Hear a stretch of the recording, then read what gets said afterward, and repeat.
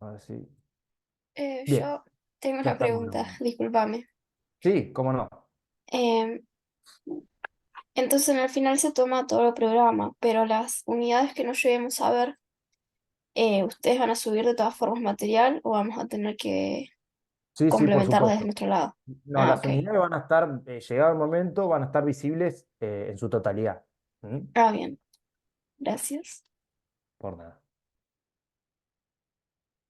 Bien, hoy vamos a ver la unidad número 7, ¿sí? Que habla sobre los derechos del acreedor y más específicamente el patrimonio como garantía común o como prenda común de los acreedores.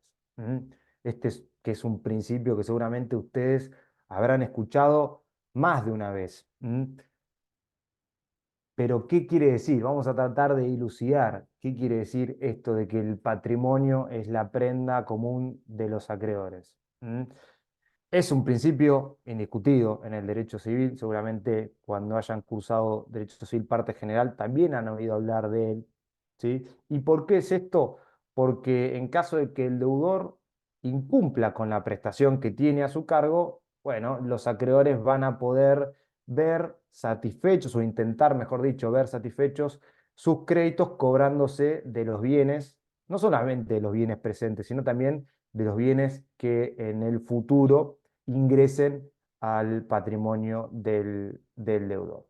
Y precisamente como el patrimonio del deudor es la garantía común de los acreedores, el ordenamiento jurídico, la ley, les permite a estos, bueno, intentar proteger su integridad, ¿sí? Intentar que el patrimonio no se desintegre, ¿m? Y le concede una serie de remedios o de herramientas jurídicas para evitar precisamente que se desintegre ese patrimonio, ¿eh? Y así poder cobrar o poder asegurar el cobro de esos créditos. ¿Mm?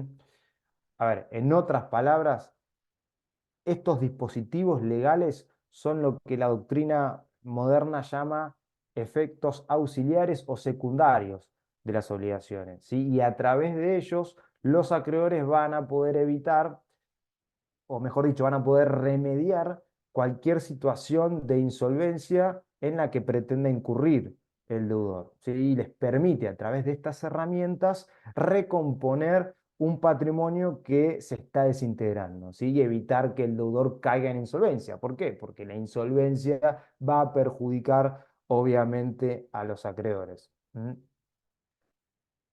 ¿Y cuál es el fundamento? Si tenemos que buscar un fundamento a este principio, bueno, nos tenemos que remontar un poco a la historia, ¿sí? Al derecho romano. Como ustedes recordarán, en una primera concepción de la obligación surgida en el derecho romano más arcaico, ¿sí?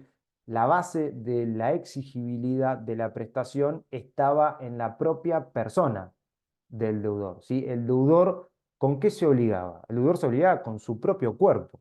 ¿M? Y si no cumplía con la prestación, con el deber que tenía a su cargo, bueno, el acreedor podía someterlo a la esclavitud y hasta venderlo, bueno, venderlo como esclavo, ni hablar. Y también se dice, ¿sí? No hay tal vez constancia fehaciente de eso, pero que hasta una vez cruzado el río Tíber, es decir, más allá de la ciudad de Roma, podía descuartizarlo, ¿sí? Y vender sus pedazos, repartirse sus extremidades entre todos los acreedores. Bueno, un poco morboso en los romanos arcaicos. Pero obviamente esto fue evolucionando, ¿sí? Y se sustituyó la responsabilidad personal del deudor, ¿sí? Esto que el deudor respondía o garantizaba, mejor dicho, el cumplimiento de la prestación con su propio cuerpo por una garantía patrimonial, ¿sí? Mm, Tengan en cuenta ustedes que sin una garantía, bueno, no se concibe ningún tipo de fuerza obligatoria al vínculo jurídico, que como ustedes ya saben, es uno de los elementos esenciales de la obligación, ¿sí? Eh, Les decía entonces, por tanto, una vez que por razones de humanidad, si se quiere, se eliminó la garantía de la persona física del deudor, bueno, no queda otra posibilidad de cumplimiento, coactivo al menos, que recurrir a su patrimonio, ¿sí? Obviamente, en aquellos casos en que el deudor incumple la prestación o se niega a cumplir con la prestación de manera voluntaria. ¿Eh? Entonces, si la responsabilidad que asume el deudor frente a los acreedores es exclusivamente patrimonial y ya no personal, como era, repito, en el derecho romano arcaico, bueno, es indudable que eh, tiene que responder frente a sus acreedores con la totalidad de los bienes que integra su patrimonio, ¿sí? Esto es el fundamento un poco de este principio de que el patrimonio del deudor es la prenda común de los acreedores. Una cuestión importante para que tengan en cuenta es que no existe en nuestro ordenamiento jurídico la prisión por deudas, ¿sí? Por lo tanto, la responsabilidad del deudor respecto de una obligación siempre y en todos los casos es pura y exclusivamente de índole patrimonial, ¿sí? El deudor responde, garantiza la obligación con su patrimonio. ¿Mm? Es por eso que cualquier acreedor que pretenda hacer efectivo el cobro de su crédito, obviamente que le va a preocupar mucho mantener entero ese patrimonio, mantenerlo intacto, ¿sí? Porque en definitiva es a través de él que se va a terminar cobrando. ¿Mm? Este principio, si bien tenía regulación expresa normativa en distintos ordenamientos del derecho comparado, ¿sí? Por ejemplo, el derecho civil francés, el Código francés, el Código Napoleón, tenía una regulación expresa de este instituto, también lo tenía el Código español, ¿sí? El Código italiano también regulaba expresamente este principio. Por alguna razón que desconocemos, Vélez no, a ver, no lo reguló, ¿sí? No, o por lo menos expresamente no hizo mención en alguna norma, ¿sí? En el Código de Vélez. Recuerden que el Código de Vélez fue derogado. Por el contrario, el Código Civil y Comercial, que reemplazó al Código de Vélez y que entró en vigencia el 1 de agosto del año 2015, tomó una postura completamente distinta, ¿sí? Una postura diferente, y el legislador moderno consideró necesario incorporar normativamente este principio. Y lo hace en varios artículos, ¿sí? Por lo menos en tres que les voy a leer ahora. Fíjense lo que dice el artículo 242 del Código Civil, que tengo acá a mano, ¿sí? El que tiene un código lo puede seguir la lectura. Fíjense lo que dice el 242. Dice, el título es garantía común. Y dice, todos los bienes del deudor están afectados al cumplimiento de sus obligaciones y constituyen la garantía común de sus acreedores, con excepción de aquellos que este código de leyes especiales declaran inembargables o inejecutables. ¿Sí? Quedémonos con este principio general. Todos los bienes del deudor están afectados al cumplimiento de sus obligaciones y constituyen la garantía común de sus acreedores. Obviamente, y les adelanto algo que vamos a ver en un momento, este es un principio general, que como todo principio general, tiene excepciones, tiene al menos limitaciones. ¿Mm? Y ya entrando en la regulación propia de nuestra materia, en el libro tercero, en el título primero, que regula las obligaciones en general, el artículo 743 dice algo bastante parecido. Dice, los bienes presentes y futuros del deudor constituyen la garantía común de sus acreedores. El acreedor puede exigir la venta judicial de los bienes del deudor, pero solo en la medida necesaria para satisfacer su crédito.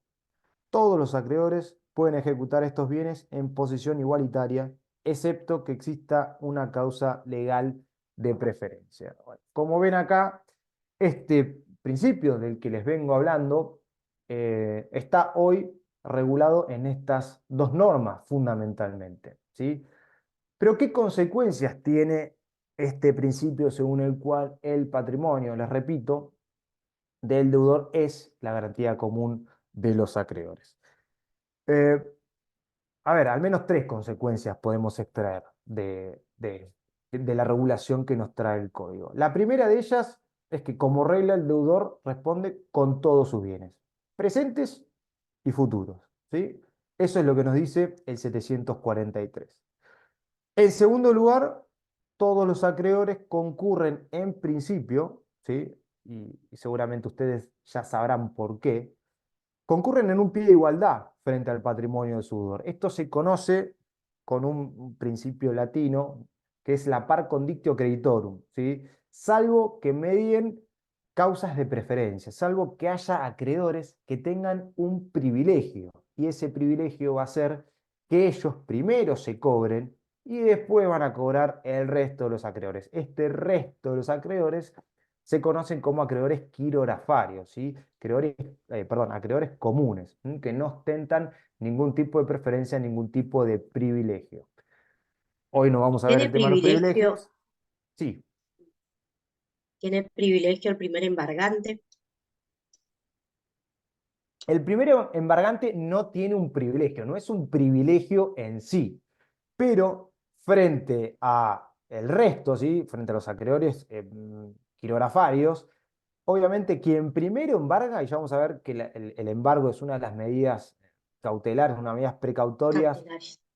que obviamente contempla el código, el ordenamiento jurídico y que le permite al acreedor asegurarse, ¿sí? Digamos, identificar un bien y sustraerlo de, digamos, de la libre disponibilidad que de él pueda llegar a ser el deudor.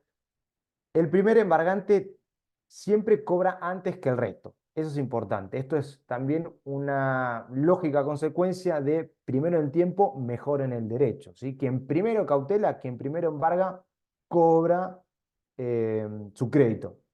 Y con el remanente, ¿sí? Cobran los demás. Ahora, eso no es estricto sensu un privilegio, ¿sí? Un acreedor privilegiado lo es, por ejemplo, un acreedor hipotecario, ¿sí? Quien tiene una garantía, un derecho real de garantía de hipoteca, o un acreedor prendario, bueno, tienen privilegio respecto de los demás, ¿sí? Ese es un crédito privilegiado. Eh, pero el primer embargante no es privilegiado, pero digamos, es como si lo fuese, en definitiva, porque también cobra con anterioridad a los demás, ¿sí? Eso también es importante que lo sepan. Eh, y la tercer consecuencia que se puede llegar a desprender de esta regulación que nos trae el código es que, bueno, los acreedores están legitimados o tienen legitimación para satisfacer su interés sobre cualquier bien del deudor que la ley no lo declare inembargable, ¿sí? O inejecutable. Y ya vamos a ver cuáles son estos bienes inembargables que están fuera de la garantía común de los acreedores. Esto obviamente me permite adelantarles el siguiente tema que tenía pensado comentarles, que es esto de la limitación. Es decir, ¿tiene algún límite este principio? Bueno, por supuesto que sí. Y algo ya estuvimos comentando, ¿sí? Dos excepciones o dos límites. El primero de ellos es que no todos los bienes del deudor responden por el pago de las deudas, ¿sí? Y ya vamos a ver cuáles son esos bienes que están fuera. Y el segundo de ellos es que no todos los acreedores del deudor concurren en un pie de igualdad en cuanto al cobro de sus créditos. Obviamente, los acreedores privilegiados eh, ostentan un rango preferente, no están, ¿sí? Están fuera de esa par conditio creditorum de la que hablamos hace un momento, ¿sí? Por supuesto, también en las ejecuciones colectivas, ¿sí? En los concursos y en las quiebras, bueno, este principio de la par conditio creditorum tampoco opera, ¿sí? Ahí rigen otras reglas que se las dejo a los profesores de quiebras y de concursos para que se las expliquen. Ahora estamos hablando de las ejecuciones individuales, ¿sí? No de las ejecuciones colectivas. Eh, Respecto a sí, esto de que hay acreedores que son privilegiados. En la unidad 5 hablaba algo de que dentro de los privilegiados habían algunos que eran más privilegiados.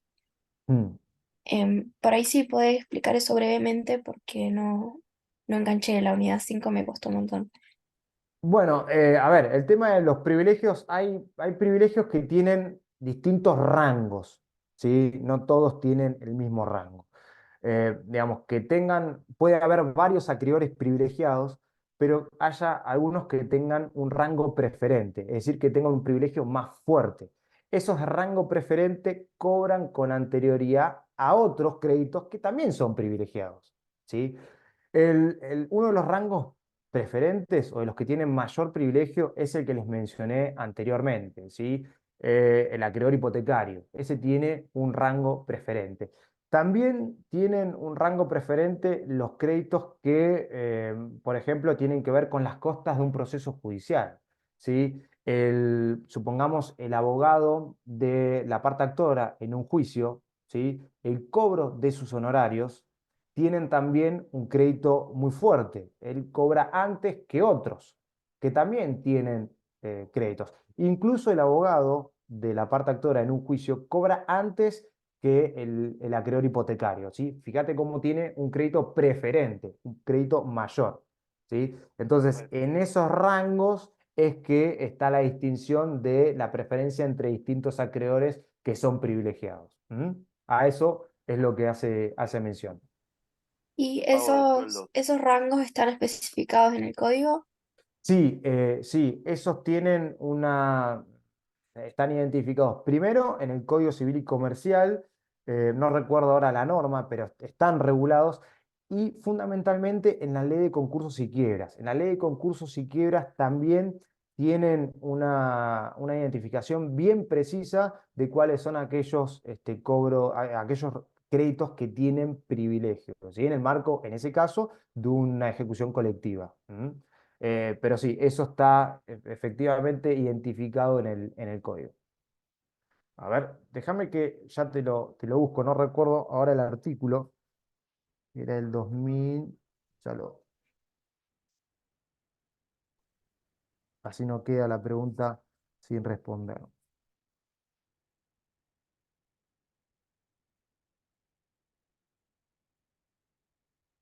Mm, 493, a ver, un segundo.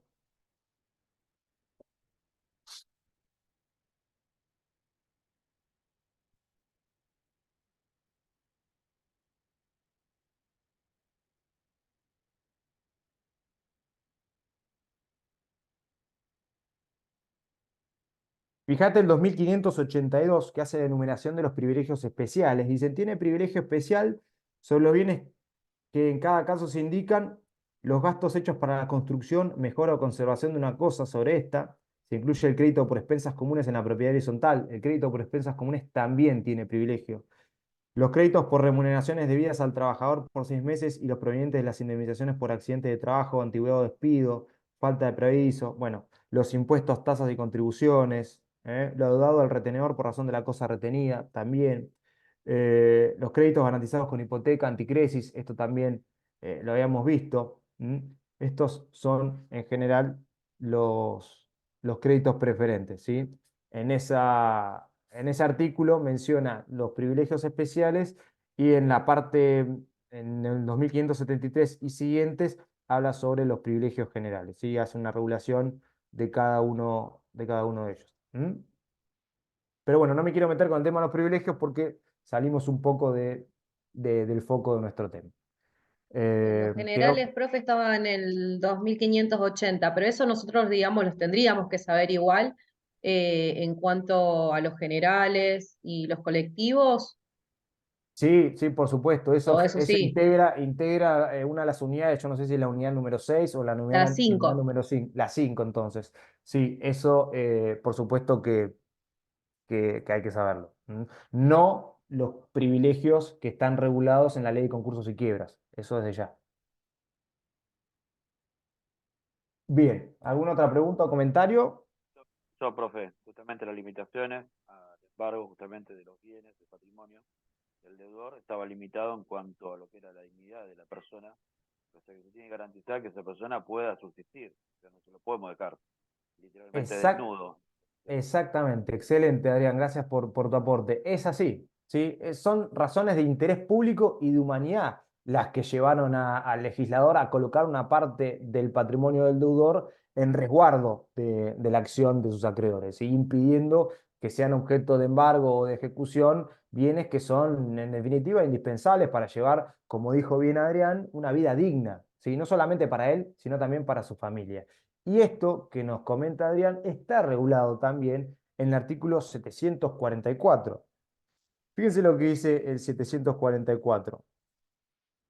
Dice, bienes excluidos de la garantía común. Quedan excluidos de la garantía prevista en el artículo 743 las ropas y muebles de uso indispensable del deudor, de su cónyuge o conviviente y de sus hijos, los instrumentos necesarios para el ejercicio personal de la profesión, arte u oficio del deudor. Les pongo un ejemplo. Supónganse un automóvil, ¿sí? Un auto, un vehículo. Y con ese vehículo es un instrumento de trabajo del deudor, porque se dedica a, no sé, a remis o lo tiene afectado al servicio de taxi. Bueno, por supuesto que en ese caso en particular el vehículo es inembargable, ¿sí? Porque queda encuadrado en este inciso B, ¿sí? Los instrumentos necesarios para el ejercicio personal de la profesión, arte u oficio del deudor, ¿sí? No cabe ninguna duda que, o, por ejemplo, en el caso de un abogado, su computadora. Antes se decía, los ejemplos del libro van a hablar de la máquina de escribir del abogado. Hoy decimos nosotros la computadora del abogado. Por supuesto que con la computadora el abogado trabaja, ¿sí? Ejerce su profesión. Bueno, entre otros ejemplos que podemos dar. También están fuera de la garantía común de los acreedores, bueno, dice los sepulcros afectados a su destino, excepto que se reclamen su precio de venta, construcción. Esto es una cuestión de política legislativa, ¿sí? Acá ya no está el interés, digamos, de la dignidad del deudor en este caso. Es una cuestión de política legislativa. También los bienes afectados a cualquier religión reconocida por el Estado, ¿sí? Los derechos de usufructo, uso de habitación, las indemnizaciones que se corresponden al deudor por daño moral y por daño material derivado de lesiones a su integridad psicofísica también están al margen de la garantía común de los acreedores. La indemnización por alimentos, ¿sí? También está al margen. Y dice los demás bienes declarados inembargables o excluidos por otras leyes. Este último inciso nos da la pauta de que esta enumeración no es taxativa, ¿sí? Esta enumeración es meramente enunciativa, con lo cual puede ser que en otras leyes o por una disposición del legislador distinta puedan también quedar al margen, quedar fuera de la prenda común de los acreedores otros bienes que no están acá enumerados, ¿sí? Es una cláusula más bien abierta que, digamos, contempla otras situaciones que no están específicamente tabuladas en este artículo, ¿sí? Ejemplo de esto último, los salarios e indemnizaciones laborales, ¿sí? Que eso está en la ley de contrato de trabajo, que solamente pueden embargarse hasta un determinado porcentaje, ¿sí? Un 10 o un 20% en función de si la remuneración duplica o no salario mínimo vital y móvil, ¿sí? Esto está en la 20.744. También las jubilaciones y pensiones y los retiros también son inembargables, ¿sí? Claro, muy bien, Patricia, sí, las jubilaciones son inembargables, salvo, en este caso, las Alimentos. deudas por alimentos. En este caso, si la deuda o el crédito es por alimentos, ahí sí las jubilaciones y las pensiones podrían verse afectados a embargo, ¿sí? Las indemnizaciones por enfermedad y por accidentes de trabajo también son inembargables.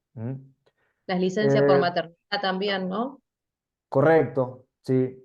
Eh, bueno, hay distintos otros supuestos en otras leyes que contemplan en inembargabilidad no solamente de bienes, sino también de ciertos derechos, porque recuerden también que los derechos pueden embargarse. Veamos algunas aplicaciones Igualmente, prácticas del principio. Sí, Patricia. igualmente hay bienes que son inembargables a excepción de que hayan dos.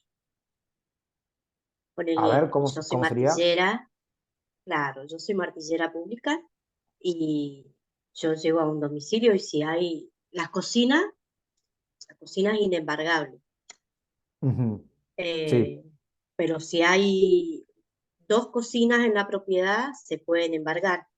sí, Siempre que por los supuesto. bienes Sí. hayan dos, Es, se sí, pueden eso embargar. eso entraría en el inciso A, ¿sí? Las ropas y muebles de uso indispensable del deudor, de su cónyuge Claro, y de sus hijos. ¿Eh? y de Por sus supuesto hijos. que si Sí, tiene dos lavarropas, si tiene dos se hornos, pueden. dos heladeras, Ujú, bueno, eso va de suyo, ¿no?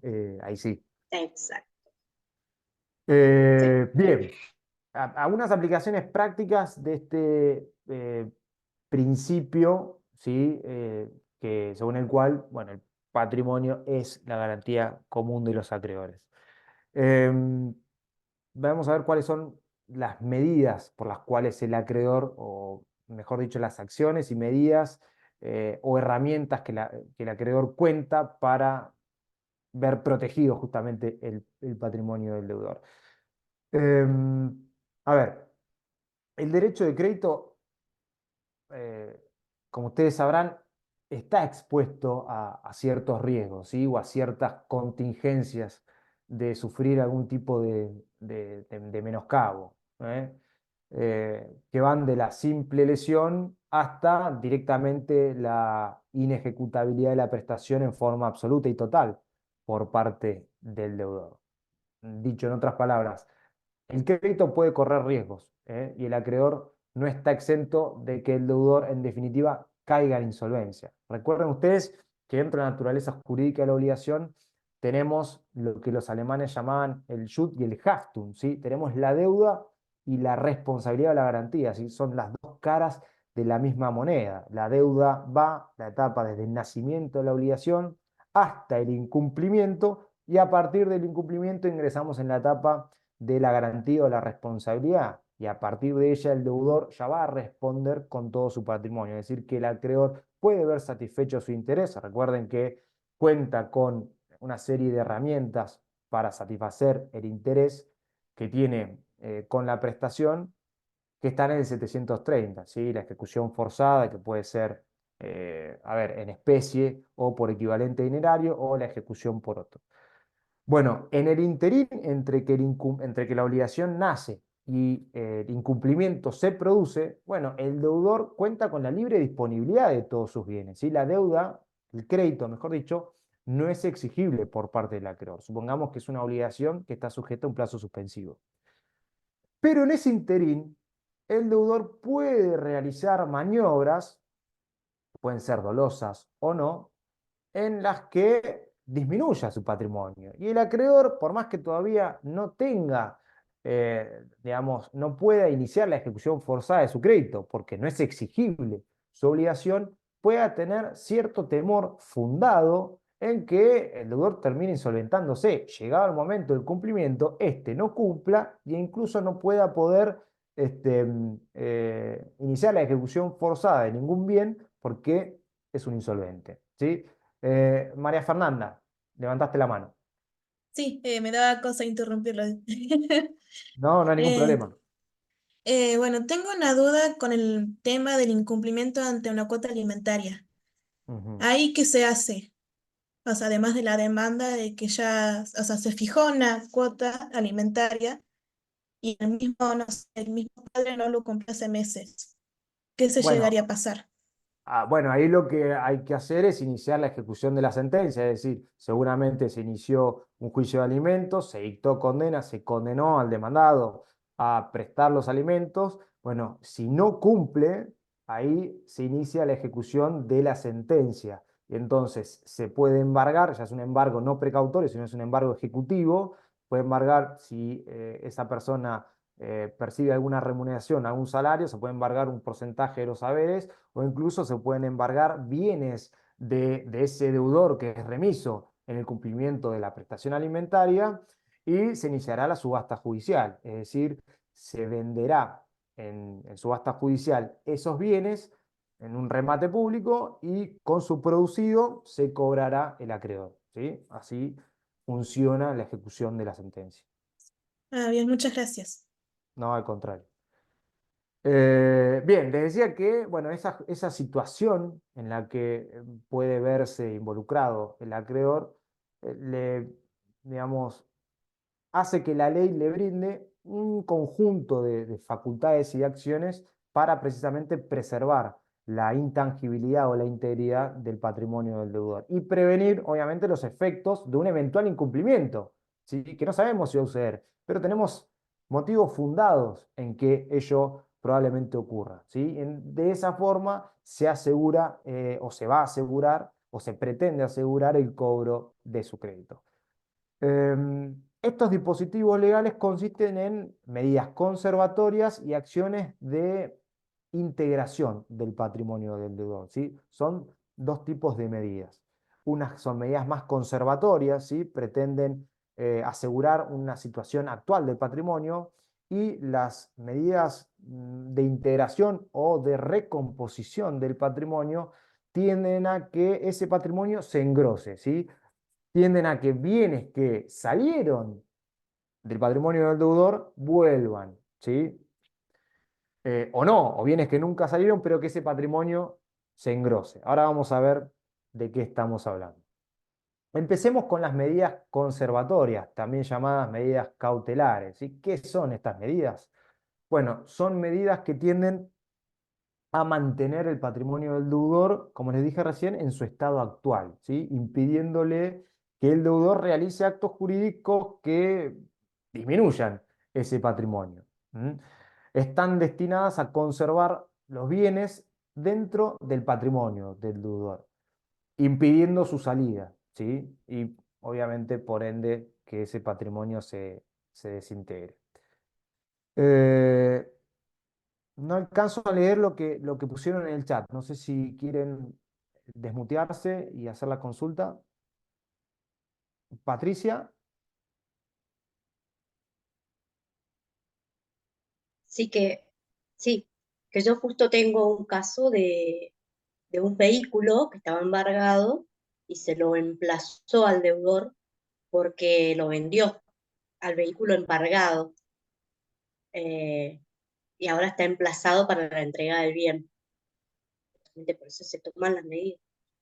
En realidad, bueno, si el vehículo estaba embargado, eso impide la salida de ese bien, ¿sí? No, no debería haberse, digamos, enajenado en ese Exacto. caso, ¿sí?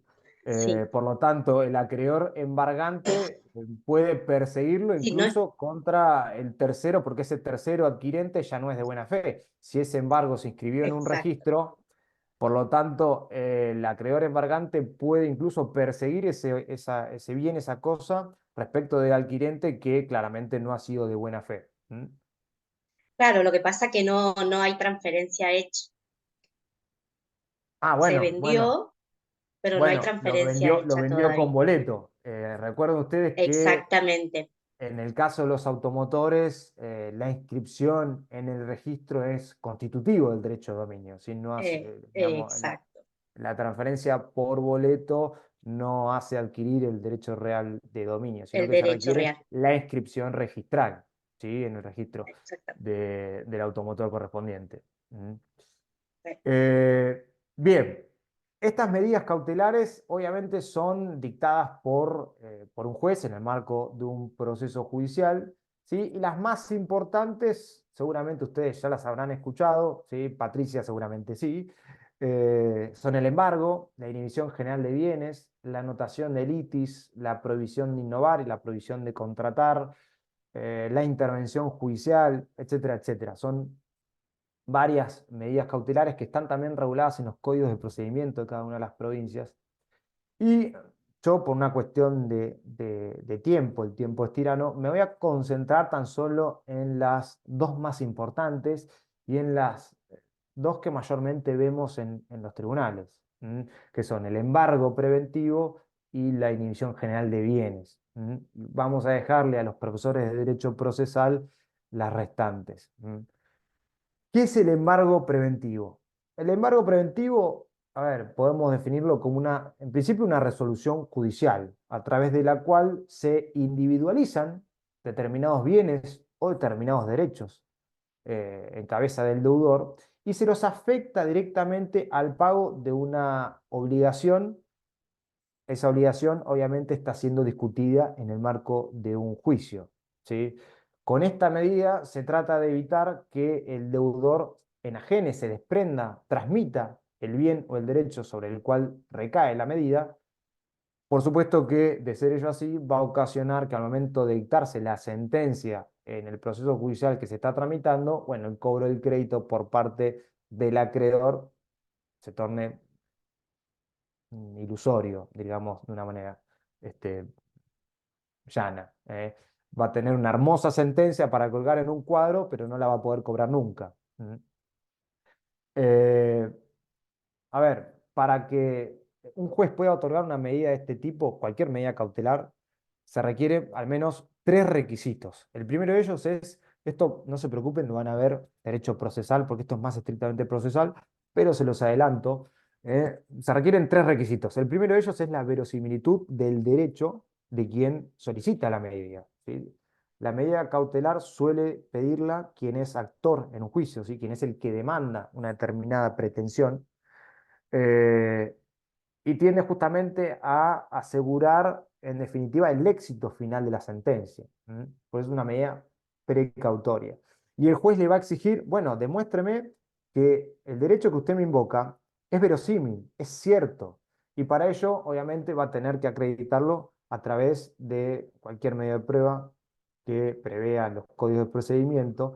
Pero en ciertos casos, en determinados juicios, por ejemplo, en aquellos que se ejecutan títulos de crédito, pagarés, cheque. Bueno, en esos casos ya el derecho del acreedor, sí, que está instrumentado, la obligación está instrumentada en ese título, ya es verosímil per se, con lo cual la sola presentación de ese título ya va a hacer que el juez ordene la medida cautelar que el acreedor pretenda.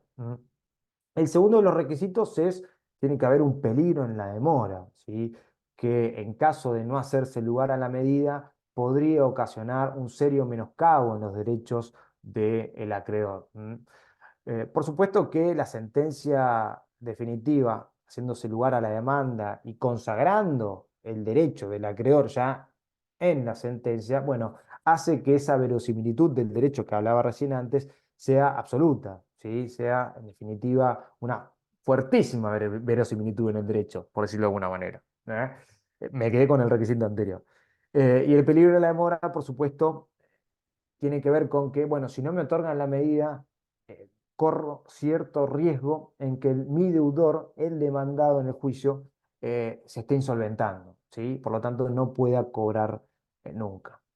Y por último, el juez va a exigir una contracautela, ¿sí? ¿Qué es esto de la contracautela? Bueno, en definitiva, le va a exigir al acreedor, bueno, garantíceme, que puede ser una caución real, o una caución personal, una caución juratoria, que frente a si esa medida que usted me está solicitando ha sido trabada en definitiva sin derecho, ¿sí?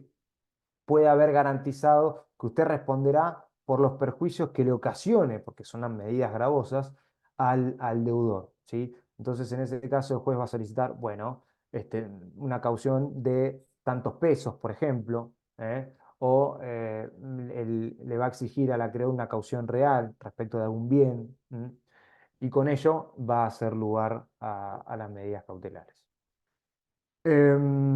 Estas medidas cautelares, sobre todo volviendo un poco al embargo, cuando se trata de bienes registrables, ¿sí? Me refiero a inmuebles o automotores, o buques, embarcaciones que también son muebles registrables, esta medida se efectiviza a través de la anotación de la orden judicial que la decreta en un registro, ¿sí? En el registro de la propiedad inmueble en caso de los inmuebles y en el registro de la propiedad automotor en el caso de los automotores.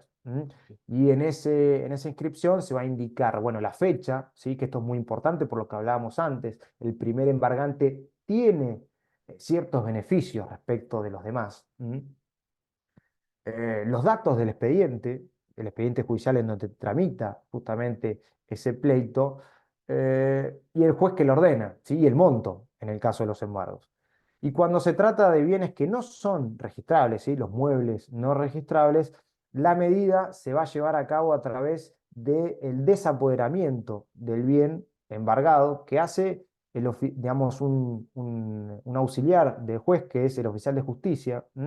Y el oficial de justicia se constituye donde se encuentra, supónganse, en el domicilio del deudor, hace un inventario, ¿sí? y desapodera al deudor de esos bienes y los pone a disposición del juez, ¿sí? Quien va a nombrar un depositario judicial, quien va a tener los deberes de conservación y de custodia propios de cualquier depositario. O lo que suele hacerse más comúnmente, porque obviamente sacarle los bienes del deudor, supongan el ejemplo de la heladera, y ponerlo, supónganse, en algún depósito, genera gastos. Por lo tanto, lo que suele hacer el auxiliar, el oficial de justicia, es directamente un inventario donde deja constancia el bien que se embarga y es el propio deudor quien, a partir de ese momento, queda constituido en depositario, ¿sí?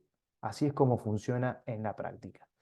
Tengo dos manos levantadas, ¿sí? María Laura o Celeste, quien quiera comenzar a hacer su pregunta, las escucho. Bueno, empiezo yo. No, esto se aplica solo en obligaciones de dar o también se puede En de cualquier hacer, tipo de obligaciones. Acá estamos hablando de obligaciones en general, ¿sí? En cualquier tipo de obligaciones. aunque Ujú. sea no hacer, es todo se pasa a lo que es patrimonial, digamos, a lo que sería económico. Valor Claro, económico porque por no haber es hecho o por haber hecho cuando no exactamente. debía hacer. Exactamente. A ver, recuerden ustedes que uno de los requisitos que tiene que tener la prestación es justamente que tiene que tener contenido patrimonial, la apreciación pecuniaria. ¿Sí? Esto está en el 725 expresamente. ¿Y por qué es esto? Porque siempre el acreedor cuenta con la posibilidad de ejecutar la obligación en forma, digamos, por equivalente dinerario. Ejemplo, si a mí el deudor, pongamos una obligación de hacer, ¿sí? Una obligación intuito personal, es decir, aquellas en las que las características del deudor fue especialmente tenida en cuenta para el nacimiento de la obligación. Un pintor famoso y yo quiero que ese pintor famoso me pinte un cuadro, ¿sí? No es lo mismo que me lo pinte Pablo Picasso que me lo pinte Pepito. Con lo cual, solamente él es el que debe cumplir con la prestación. Si el deudor incumple la prestación, bueno, yo no puedo ejercer violencia sobre su persona y tampoco puedo acudir a la ejecución por otro, ¿sí? A la ejecución por un tercero. ¿Por qué? Porque es una obligación intuito personal. ¿Qué es lo que me queda a mí? Bueno, tal vez a mí ya no me interese, ya no me interesa recibir esa prestación, ¿sí? Que el deudor cumpla con la prestación. Por lo cual yo la ejecuto no ya en especie, es decir, el cuadro que me lo entregue, sino que quiero el valor de esa prestación, lo que esa prestación tiene en el mercado. Con lo cual, yo voy a poder ejecutar los bienes de mi deudor, pongámosle el nombre de Pablo Picasso, y me voy a cobrar no ya en especie, sino en equivalente dinerario, en dinero me voy a cobrar. Y así satisfacer entonces mi interés. ¿Se entiende? Pero para cualquier tipo de obligación aplica estos principios. Celeste, Sí, profe, yo le quería preguntar en cuanto al embargo de los bienes registrables, digamos, el embargo que se informa, o sea, ¿va a quedar asentado en el registro o se observa el título? bien, una buena pregunta. El embargo se inscribe en el registro, ¿sí? Y en el registro toma razón de esa medida. Y esa medida tiene un plazo de duración de 5 años, que puede ser renovada por 5 años más, la cantidad de veces que sea necesario. Cuando nosotros pidamos un informe de dominio sobre, por ejemplo, respecto de algún bien inmueble, bueno, ese informe de dominio tiene determinadas eh, celdas, por decirlo así, columnas. En una columna es gravámenes, ¿sí? Y ahí el registro informa si ese inmueble, si ese bien registrable cuenta con alguna medida cautelar o algún gravamen. Y ahí es como nosotros nos vamos a dar cuenta, ¿sí? Es ahí donde va a quedar asentado. Al pedir un informe de dominio respecto digamos, del bien correspondiente, nos va a surgir si ese bien tiene o no tiene alguna medida cautelar, está afectado, mejor dicho, a una medida cautelar, a un embargo, en este caso. ¿Mm? Perfecto, profe, gracias. Y la reinscripción siempre es conveniente, o en realidad hay que pedirla digamos, unos días, unas semanas antes a su vencimiento, ¿sí? En caso de que ya haya vencido, ya no sería una reinscripción, sino que sería una nueva medida cautelar, ¿sí? una nueva medida de embargo, en este caso, no una restricción, porque ahí ya finalizó, ya venció. Bien, la inhibición general de bienes, en cambio, es una medida que, digamos, impone una prohibición genérica hacia el deudor de vender o gravar bienes y va a tener mucha importancia cuando no se conocen bienes del deudor, si no se conocen bienes determinados. Entonces, frente al desconocimiento de bienes del deudor, bueno, el, digamos, el legislador, el ordenamiento jurídico prevé esta segunda medida para poner a resguardo los derechos del acreedor, ¿sí? Es una medida que también se anota en un registro, ¿sí? En el registro de la propiedad inmueble o en el registro del automotor, y obviamente es ordenada por juez, ¿sí? Digamos, por una orden judicial. También está regulada en los códigos procesales, ¿sí? En el Código de la Provincia de Buenos Aires está en el 228, y es una medida que impide que salgan bienes del deudor, pero no impide que ingresen bienes del deudor. De hecho, con la inhibición general de bienes, el deudor nunca va a poder cobrarse, ¿sí? Porque no existen bienes, no va a poder ejecutar, no va a poder realizar ningún tipo de subasta. Con lo cual, si el acreedor llegase a tomar conocimiento de algún bien determinado, lo que puede hacer es solicitarle al juez: señor juez, sustitúyame esta medida de inhibición general de bienes por el embargo, ¿sí? Porque con el embargo de un bien va a poder, sí, a través de una subasta judicial, poder cobrarse. Salvo que ese bien sea insuficiente para el cobro de la totalidad del crédito. En ese caso va a subsistir el embargo con la inhibición general de bienes. ¿Por qué? Porque el embargo es insuficiente. Eh, ¿Preguntas respecto de las medidas cautelares? Sí, el embargo, bueno, el embargo de cuentas bancarias es una medida muy efectiva, ¿sí? Muy efectiva. De hecho, hoy se está embargando. Nosotros en el juzgado donde yo trabajo estamos embargando mucho cuentas de Mercado Pago. Cuenta ¿Mm? DNI. Sí, bueno, sí, quien tiene cuenta NI tiene una cuenta judicial, pero no, perdón, tiene una cuenta bancaria. Pero las cuentas de Mercado Pago, que son billeteras virtuales, bueno, también nosotros le ordenamos a Mercado Libre o Mercado Pago, bueno, que realice el embargo de las cuentas. Primero que informe si fulanito tiene determinada Sí. cuenta, en caso afirmativo, que, bueno, realice un embargo por determinado monto. Y en ese caso, sea el banco o sea la billetera judicial, bueno, hace la transferencia de ese monto, Claro, ¿sí? no, sí. Nos En mi trabajo transfiere a una hacemos lo cuenta mismo. judicial. Con lo cual es sumamente efectivo, sí. Sí, De tal hecho, cual. hoy por hoy, es más, les voy a decir, la, bueno, tal vez nuestra colega o nuestra compañera, mejor dicho, Martillena, no me dejará mentir. Hoy los remates judiciales ya no son tan comunes, ¿sí? Pese a que las subastas judiciales hoy son electrónicas, son mucho más beneficiosas que lo que eran antes las subastas, eh, digamos, cara a cara, ¿sí? Por todas las cuestiones bueno, de la liga y que todos conocemos, ¿no? Los postores no eran libres de poder pujar, sino que había una coacción muchas veces y una intimidación que, bueno, terminaban comprando siempre los mismos.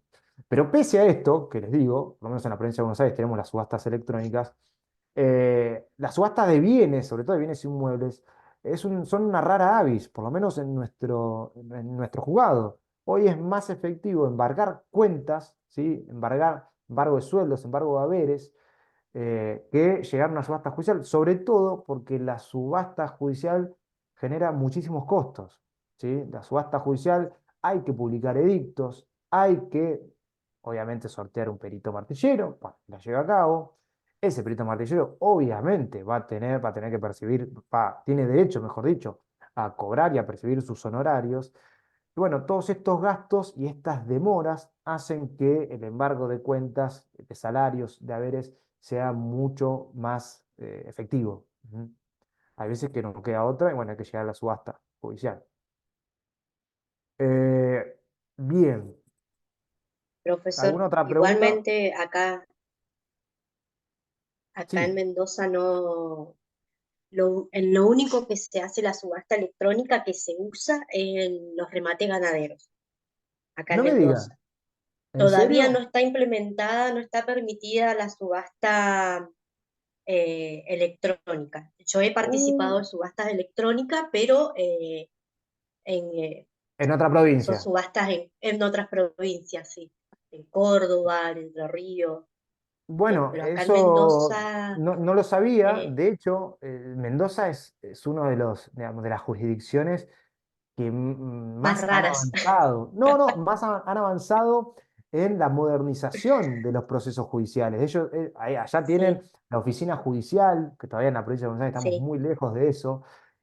Y los juicios son mucho más rápidos, ¿sí? Ni hablar con también el expediente judicial. De hecho, allá tienen un ministro de corte que es eh, digamos, muy innovador en todas estas cuestiones, que es Azaro, o Adaro, no me exacto. acuerdo, creo que es Azaro o Adaro. Y bueno, la verdad que Mendoza siempre estuvo un paso adelante. Me llama la atención que no tenga subastas electrónicas. Todas las electrónicas no. Yo ingresé Bueno, justamente por una invitación de una colega en Córdoba a una ah, subasta electrónica. mire usted, Sí, nosotros desde el todavía no están 2012 en la habilitadas. provincia de Buenos Aires tenemos habilitado y desde el 2018 son obligatorias, ¿sí? Ya no tenemos subastas, digamos, presenciales a la vieja escuela. Ah, no, No qué tenemos bueno. más. No, acá es Sí o sí presencial. son electrónicas. Todavía es a viva voz. Ah, no me digas. Bueno, capaz que no tienen el problema de la liga, que acá en Mar del Plata, bueno, estaba complicado. Claro, allá en Buenos Aires hay liga. Acá los colegios Sí. los estamos, yo soy de la zona sur, soy de General Alvear, la zona sur de Mendoza, y nosotros recién ahora estamos armando colegio de martilleros en la zona sur. En Ah, Mendoza no hay colegio de martilleros, se quiso formar en un tiempo y no se ah, formó, no me digas, y ¿no, ahora no, lo no estamos está colegiada la retomando. profesión ahí? Ah, está Bueno, colegiada, pero en el colegio de profesionales, pero no tenemos colegio de martilleros, sí de no tienen colegio profesionales, específico. Ah, ok. específico. Bueno, bueno, todos los días se aprende algo nuevo. Sí, Bueno, nos quedan 20 minutos. Yo en estos 20 minutos quiero pasar muy rápidamente, así por lo menos termino los temas que tenía pensado charlar con ustedes el día de hoy. Y son las medidas ya más de integración, ¿sí? Estas medidas reparadoras de las que le hablaba antes, del patrimonio del deudor, ¿sí? Básicamente son acciones más que medidas, ¿sí? Son acciones que se le confieren a los acreedores. ¿Para qué? Para justamente poner en resguardo la garantía que constituye justamente el patrimonio del deudor. Y quedan comprendidas en esta categoría la acción subrogatoria, muy importante, la acción directa, la acción de declaración de inoponibilidad, que antiguamente llamaba la acción revocatorio pauliana, ¿sí? Seguramente la habrán oído nombrar con ese nombre, y la acción de simulación, ¿sí? Estas últimas dos, la acción de declaración de inoponibilidad o revocatoria, vamos a llamarla como la llamamos siempre, y la acción de simulación, no las voy a tratar el día de hoy y les explico por qué. Porque esto es más una cuestión de derecho civil parte general, ¿sí? Cuando ustedes seguramente ya cursaron derecho civil parte general, cuando vean los vicios de los actos jurídicos, bueno, deben haber visto la acción revocatoria y la acción de simulación. Por lo tanto, yo hoy me quiero centrar tan solo en la acción subrogatoria y en la acción directa, ¿sí? Y ver si podemos trazar un paralelismo entre una y otra y ver cuáles son, en definitiva, las diferencias que presentan. Comienzo con la acción subrogatoria o u oblicua, que también se la conoce. Eh, y lo primero que tenemos que decir es que, como principio general, el deudor, como cualquier persona, gobierna, administra y dispone libremente de su patrimonio. Esto ya se los comenté, ¿sí? Y por lo tanto ejercita o no sus derechos y acciones según lo crea más conveniente. Ahora bien, ¿qué pasa cuando el deudor permanece inactivo en el ejercicio de esos derechos y de esas acciones? ¿Sí? Y, digámoslo así, no le interesa o los descuida. Y eso genera un perjuicio a sus acreedores. Bueno, ¿Qué hace la ley? Bueno, la ley les da precisamente a los acreedores la facultad de ejercer esos derechos y esas acciones en nombre de ese deudor que es, este, digamos así, perezoso en su ejercicio. Entonces, esta acción, para decirlo en términos sencillos, tiene lugar cuando el deudor, obviamente, de una obligación, no ejerce los derechos que tiene contra sus deudores, por el motivo que sea, ¿sí? Y eso imposibilita a su acreedor hacer efectivo el cobro del crédito que ese deudor que no ejerce esas acciones tiene con él. Vamos a poner un pequeño ejemplo. Supónganse que una persona compra un inmueble, ¿m? Y que tiene que serle, obviamente, escriturado. Pero con posterioridad a esa compra, ¿sí? A esa adquisición, su situación económica empeora. Y obviamente no tiene ningún interés en incorporar ese bien a su patrimonio. Por ejemplo, iniciando el juicio de escrituración. ¿Eh? ¿Por qué? Porque si lo hace, corre el riesgo de que sus acreedores se lo embarguen y lo vendan. Entonces dice, ¿para qué voy a iniciar el juicio de escrituración si una vez que ingresa mi patrimonio, mis acreedores me lo van a ejecutar y me lo van a rematar? Bueno, entonces deja sin, digamos, se deja estar y no reclama la escrituración. En estos casos es que la ley le da a los acreedores la facultad de ejercitar los derechos y las acciones de su deudor, ¿sí? Y a través de esta vía indirecta, lo que se tiende, lo que se procura es la incorporación de bienes a su patrimonio, ¿sí? Tenemos, bueno, ahora vamos a leer el 739, que es aquel que regula la acción subrogatoria, y después vamos a ver, bueno, cuáles son los sujetos involucrados en esta acción. Fíjense lo que dice el 739. Dice, el acreedor de un crédito cierto, exigible o no, puede ejercer judicialmente los derechos patrimoniales de su deudor. Subrayen derechos patrimoniales, ¿sí? Solamente se pueden ejercer derechos patrimoniales. Si este es remiso en hacerlo y esa omisión afecta el cobro de su acreencia. Repito, el acreedor de un crédito cierto, exigible o no, es decir, puede ser un acreedor cuya obligación todavía no se ha tornado exigible. ¿Por qué? Porque está sujeta a un plazo suspensivo o a una condición suspensiva y todavía ese plazo no venció o esa condición no se cumplió. ¿Sí? Esto es importante. El acreedor entonces de un crédito cierto, exigible o no, puede ejercer judicialmente los derechos patrimoniales de su deudor si éste es remiso en hacerlo y esa omisión afecta el cobro de su acreencia. El acreedor no goza de preferencia alguna sobre los bienes obtenidos por ese medio. Entonces, ¿quiénes son los sujetos involucrados en esta acción subrogatoria? Tenemos, en primer lugar, el acreedor subrogante, ¿sí? El que va a iniciar la demanda por vía subrogatoria, que es quien promueve justamente la acción, con la finalidad de ejercer los derechos que su deudor tiene respecto de un tercero que es deudor de su deudor. ¿Se entiende? En segundo lugar, tenemos el deudor subrogado, que además del deudor del acreedor, subrogante obviamente, es acreedor de ese tercero que es finalmente el demandado, ¿sí? Y este deudor subrogado es el que permanece inactivo respecto de estos créditos, es el que no los ejercita. Y por último, tenemos el tercero demandado, ¿sí?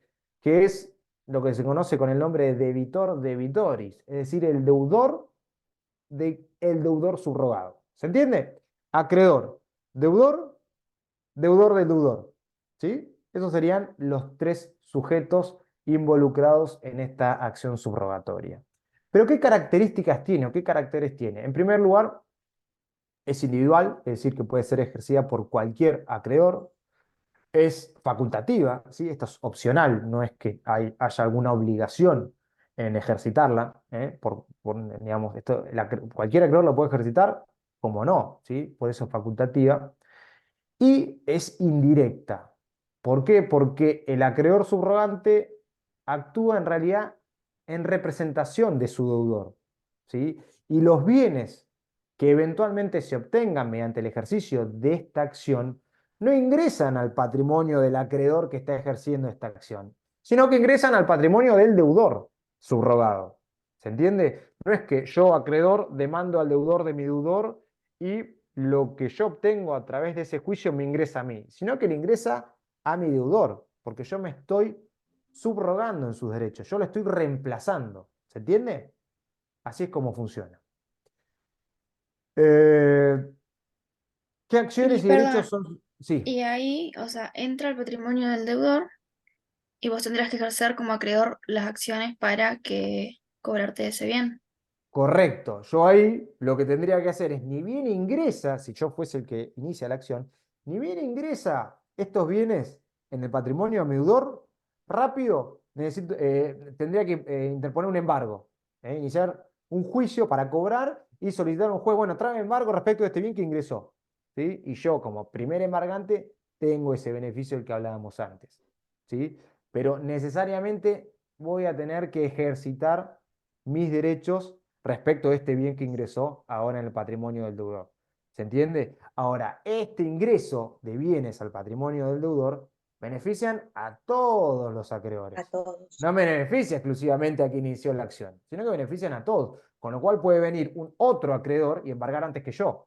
Y ahí a llorar Consulta. a la iglesia. Sí, Pilar. Eh, ¿Qué sucede en el caso de que vos dijiste que se podía ejercer esa acción, aun cuando no, cuando están, no sé, en un plazo suspensivo o todavía tiene tiempo, digamos?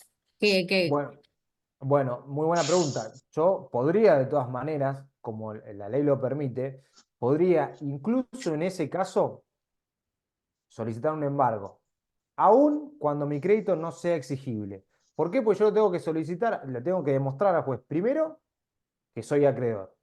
Y segundo, que si bien mi crédito no es exigible ahora, va a ser exigible dentro de poquito tiempo, porque el plazo está próximo a cumplirse, y mi deudor se está insolventando o está queriendo insolventarse, con lo cual, aún así, tengo verosimilitud en mi derecho y el juez va a poder otorgarme la medida. ¿Mm? perfecto, gracias. No, al contrario. Bien, rápido. ¿Qué acciones y derechos son susceptibles de ejercerse por esta acción subrogatoria? Eh, Le está permitido al acreedor ejercer todo derecho que el deudor pueda, digamos, exigir patrimonialmente a un tercero, ¿sí? Tanto acciones personales como acciones reales. Salvo los derechos y acciones que por su propia naturaleza o por disposición de la ley solo puedan ser ejercidos por su titular. Léase derechos inherentes a la persona, ¿sí? Obviamente los derechos que son inherentes a la propia persona del deudor, solo él los puede ejercer y no los puede ejercer un tercero, ¿sí? En este caso, el acreedor. En cuanto al procedimiento, el artículo 740 del Código nos dice que el deudor necesariamente tiene que ser citado al juicio para que tome intervención, ¿sí? Ahora, ¿qué puede pasar? Iniciamos el juicio de acción, digamos, de la acción subrogatoria, ¿sí? Cuyo demandado es el deudor de mi deudor, recuerden. Ahora, yo antes de dar traslado de esa demanda, de esa acción, voy a tener que citar al deudor, ¿sí? Para que él se anoticie de que yo estoy ejerciendo los derechos que a él le corresponden. Y el deudor puede oponerse y decirle, no, señor juez, quiero ejercitarlo yo, con lo cual el juicio va a continuar siendo él ahora el demandante, o no, puede, digamos, no, puede no responder a esa citación, con lo cual el acreedor va a continuar con ese juicio, ¿sí? Ahora, ¿qué pasa si el deudor se presenta, dice, voy a ser yo quien ejerza mis propios derechos, fenómeno, y después vuelve a mantenerse inactivo? Bueno, ahí el acreedor que inició originariamente el juicio puede volver a presentarse y solicitarle al juez que lo tome a él como parte, ¿sí? Porque obviamente el deudor está siendo remiso en hacerlo, ¿sí? Eso también puede suceder. Los efectos, algo ya dijimos, ¿sí? El tercero demandado, como dije recién, se puede oponer a la demanda de la acción subrogatoria y puede oponer todas las defensas que hubiese podido realizar respecto del deudor subrogado, ¿sí? El demandado, repito, que es el deudor del deudor, puede oponer cualquier tipo de defensas que tenga contra el deudor subrogado, ¿sí? Como si fuese demandado directamente por él. No va a poder, obviamente, oponer las defensas que tenga respecto del acreedor subrogante.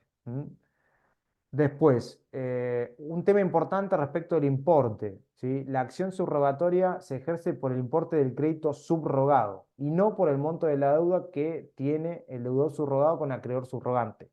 Me explico. Supongamos que la deuda que tiene el tercero demandado con el deudor subrogado es de 50.000, ¿sí? Y la que mantiene el deudor subrogado con el acreedor subrogante es de 10.000. ¿Por cuánto va a ser ejercida la acción subrogatoria en ese caso? Les pregunto. Por 10.000. Por No, por totalidad. 50.000, ¿sí? Por 50.000. Por la deuda, digamos, por el crédito que tiene el deudor subrogado, no el acreedor subrogante. Recordemos que el acreedor reemplaza a la persona de su deudor. Entonces va a ejercer como si fuese el deudor los mismos derechos. Entonces, independientemente del crédito, supónganse que yo soy el acreedor, el crédito que yo tenga, yo la acción la voy a tener que ejercer por el crédito que tenga mi deudor contra su deudor. ¿Se entiende? En ese caso que vimos en el ejemplo, es decir, le repito, si el deudor subrogado tiene una deuda de 50.000 y la que tiene con el acreedor subrogante es de 10.000, la acción subrogatoria va a tener que ser ejercida por 50.000, ¿sí? Y la condena va a ser por ese monto, el que va a ingresar directamente en el patrimonio del deudor subrogado, no del acreedor subrogante. ¿Se entiende? Por ahí es un juego de palabras, pero tengan en cuenta esta diferencia. Pero el acreedor Eh, subrogante cobraría, debe hacer después la Va acción a por... tener que iniciar, exactamente, va a tener que iniciar una acción aparte para poder cobrarse eso. Sí. Ah, está bien. Bueno, Va a tener que iniciar al una acción deudor, aparte. No puede, no al puede, no deudor puede cobrar de subrogante eso le mismo. conviene porque le hacen todo fácil. Ah, Al sí, deudor por supuesto. subrogante, ¿qué forma? Una cosa importante que les dije y que la repito es que el ejercicio de la acción subrogatoria no le da al acreedor que se subroga ningún tipo de ventaja ni ningún tipo de preferencia en el cobro respecto del resto de los acreedores del deudor subrogado, ¿sí? Es decir, que lo que obtiene mediante el ejercicio de esta acción ingresa directamente al patrimonio del deudor y pasa a formar parte de la garantía común de todos los acreedores, ¿sí? De todos los acreedores. ¿Mm? Eso también es, es importante que lo tengan en cuenta.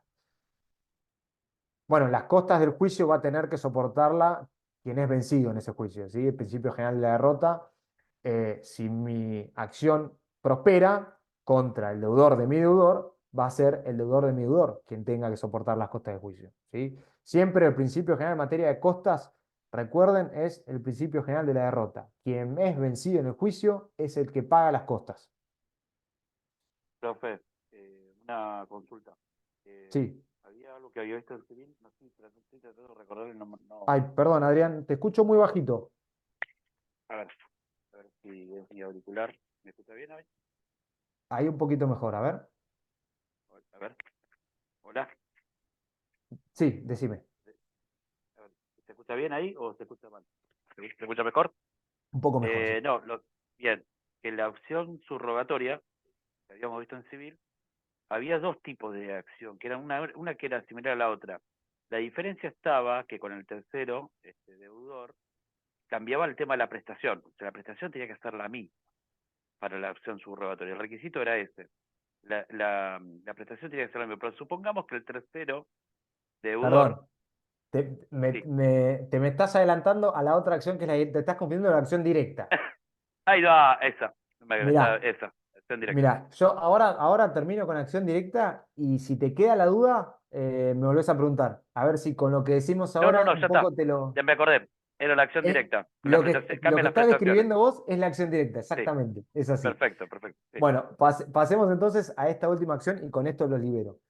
¿Qué es la acción directa? Es la acción que tienen, o que en realidad, mejor dicho, se le concede en ciertos casos, a algunos acreedores para reclamar no ya en nombre de su deudor, sino en nombre propio al deudor de su deudor, lo que, digamos, lo que a él se le deben. A ver, el presupuesto fáctico es el mismo, ¿sí? Un deudor que es, digamos, remiso en ejercer las acciones que tiene respecto de, digamos, respecto a otro deudor, ¿sí? Tenemos un deudor que a su vez es acreedor de otro deudor, ¿se entiende? Entonces, es el mismo supuesto anterior. Ahora, la diferencia es que en este caso el acreedor que inicia la acción directa lo hace en nombre propio, no lo va a hacer en nombre del deudor, como era la acción subrogatoria, sino que él va a demandar al deudor de su deudor, pero en nombre propio y por el importe de su crédito. Ya vamos a ver esto. Fíjense lo que dice el 736, que es la que regula la acción directa. Acción directa, dice, es la que compete al acreedor para percibir lo que un tercero debe a su deudor. Hasta acá es casi igual. Hasta el importe del propio crédito del acreedor, no del deudor, como era en el otro, el deudor subrogado. Esa es una de las diferencias. Sigue, el acreedor la ejerce por derecho propio. Esta es otra de las diferencias. La ejerce por derecho propio y no en representación de su deudor. Y en su exclusivo beneficio, no beneficia al resto de los acreedores, como era la acción subrogatoria. Lo ejerce a él solo, perdón, lo beneficia a él solo. Tiene carácter excepcional y es de interpretación restrictiva y solo procede en los casos expresamente previstos por la ley. Esto es muy importante. De ahí sus caracteres. El primero de ellos lo vimos recién, excepcional. Solo procede en los casos expresamente previstos por la ley. Uno de ellos, que es el más conocido y que probablemente muchos de ustedes tal vez lo hayan tenido que, digamos, iniciar, es el caso de la sublocación. Supongan que hay un contrato de alquiler, ¿sí? Un contrato de locación, en donde el locador y locatario celebran un contrato. Ahora, ese locatario, supónganse que no hay ninguna cláusula que así lo prohíba, puede, ¿sí? Subalquilar, sublocar esa cosa. Supongamos que es un inmueble o un departamento. ¿Qué pasa? El locatario no le paga el canon locativo al locador original. ¿Qué puede hacer el locador? Directamente iniciar el cobro de alquileres respecto del sublocatario. ¿Se entiende? Eso es una acción directa. Y lo que perciba en función de esta acción directa va a ingresar en el patrimonio del acreedor, en nuestro ejemplo, del locador. Ese es uno de los supuestos que contempla el 1216 del Código Civil y Comercial. El otro de los caracteres es de interpretación restrictiva. ¿Qué quiere decir? Que en caso de duda sobre si procede o no procede esta acción directa, siempre va a tener que estarse por la negativa. ¿Cuáles son sus requisitos? Y esto algo hablaba recién Adrián. En primer lugar, que el acreedor tenga un crédito exigible contra su propio deudor.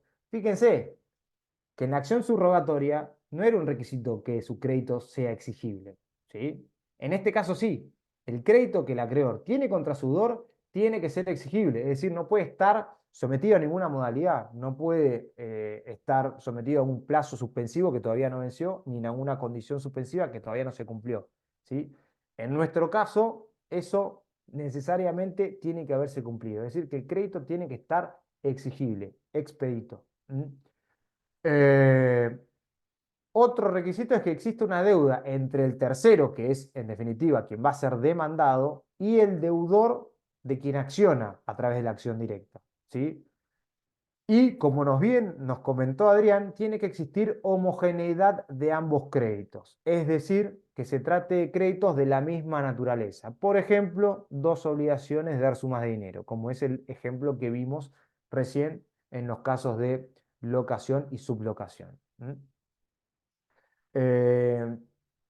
Bien. ¿Cuáles son los efectos? Bueno, los efectos están en el 738, los leo bien rápido, no me quiero demorar con esto. Dice, la acción directa produce los siguientes efectos. La notificación de la demanda causa el embargo del crédito a favor del demandante, ¿sí? Esto es importante. El reclamo solo puede prosperar hasta el monto menor de las dos obligaciones, ¿sí? Hasta el monto menor. Esto también es importante. El tercero demandado puede oponer al progreso de la acción todas las defensas que tenga contra su propio acreedor y contra el demandante. Esto también es importante, que lo diferencia respecto de la acción subrogatoria. El monto percibido por el actor ingresa directamente a su patrimonio, esto también lo vimos.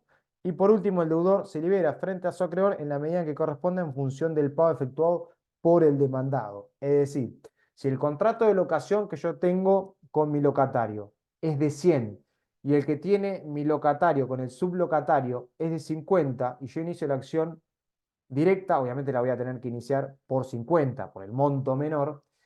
Ese 50 que ingresa, ¿sí?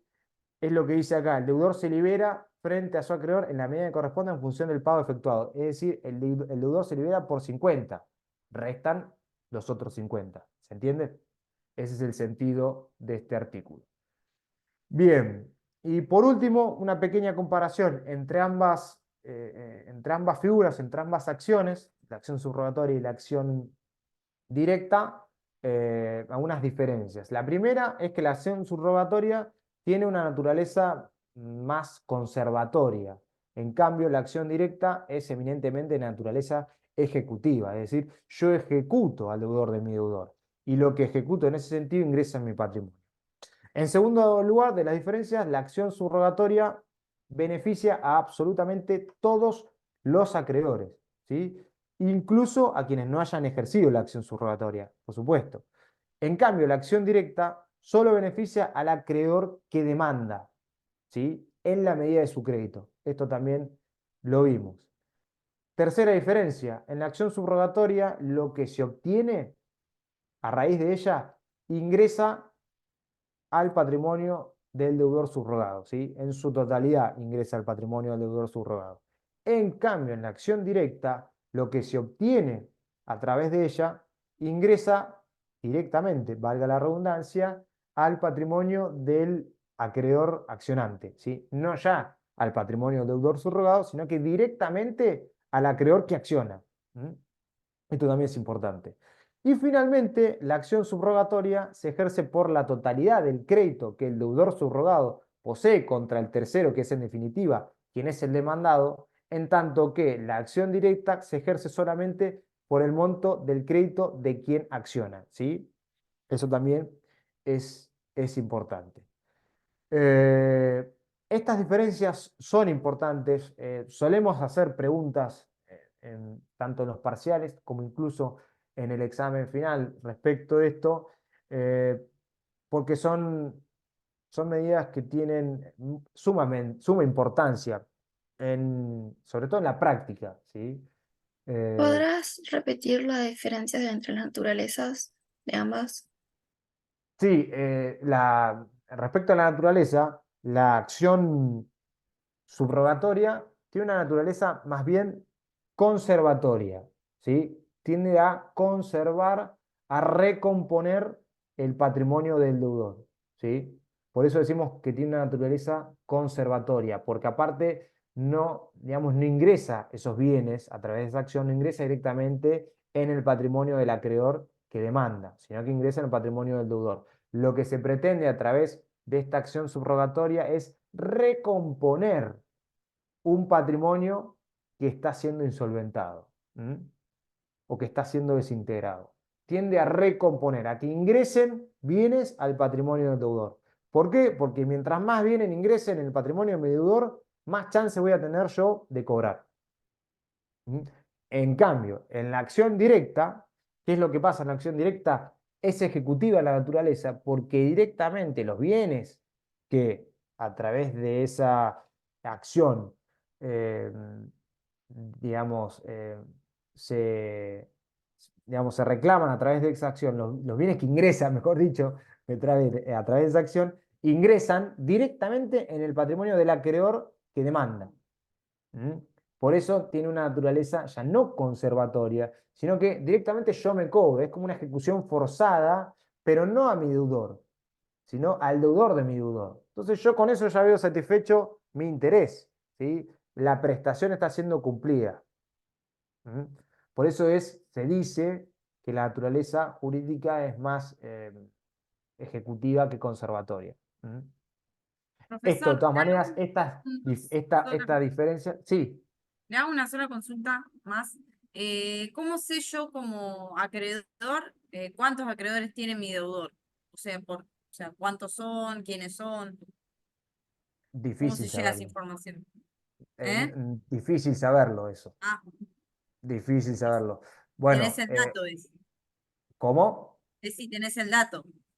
Sí, a ver, en realidad, por supuesto, si hay alguna medida cautelar trabada, uno sabe, bueno, que hay un acreedor, ¿sí? O incluso, sí, cualquier medida cautelar, ya sea embargo, inhibición o incluso anotación de litis y demás, obviamente, ahí sabemos que hay por lo menos un presunto acreedor que está debatiendo su derecho en el marco de una acción judicial. ¿Mm? Pero si no, bueno, también, por ejemplo, a través de un informe de dominio, si consta algún gravamen, si hay, no sé, algún derecho real de hipoteca o alguna prenda, obviamente esos son acreedores también. Ahí podemos saber que a través de un informe de dominio, que hay acreedores prendarios o hipotecarios en ese caso. Pero si no, no hay una, digamos, una modalidad específica para saber, bueno, ¿cuántos acreedores tiene Patricia? ¿Mm?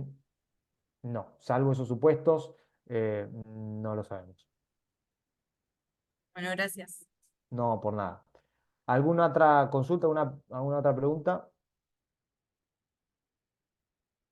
Bueno, en los procesos colectivos, a ver, ¿a qué te referís? Sí, bueno, en los procesos colectivos en realidad no lo sabemos a ciencia cierta. ¿Por qué? Porque pueden ser que haya acreedores que no se presentaron a verificar en el concurso en la quiebra. Obviamente, en los procesos colectivos, los acreedores tienen que presentarse en el juicio respectivo y verificar su crédito, ¿sí? Tienen que presentar el título por el cual ellos consideran ser, ellos se ven acreedores ante el juez del concurso o ante el juez del proceso falencial y verificar. Y el juez, a través del incidente de verificación, hará lugar, reconocerá ese crédito.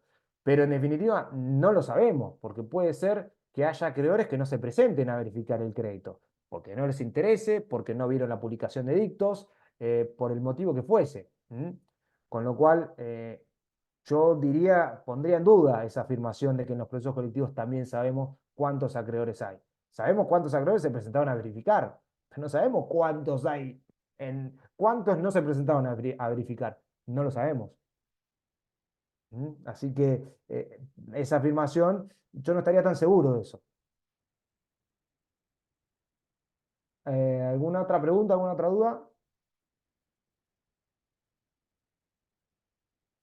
¿No? Bueno, me extendí un poquito, les robé 10 minutos de su tiempo, de su valioso tiempo. Esperen que voy a cortar. Stop.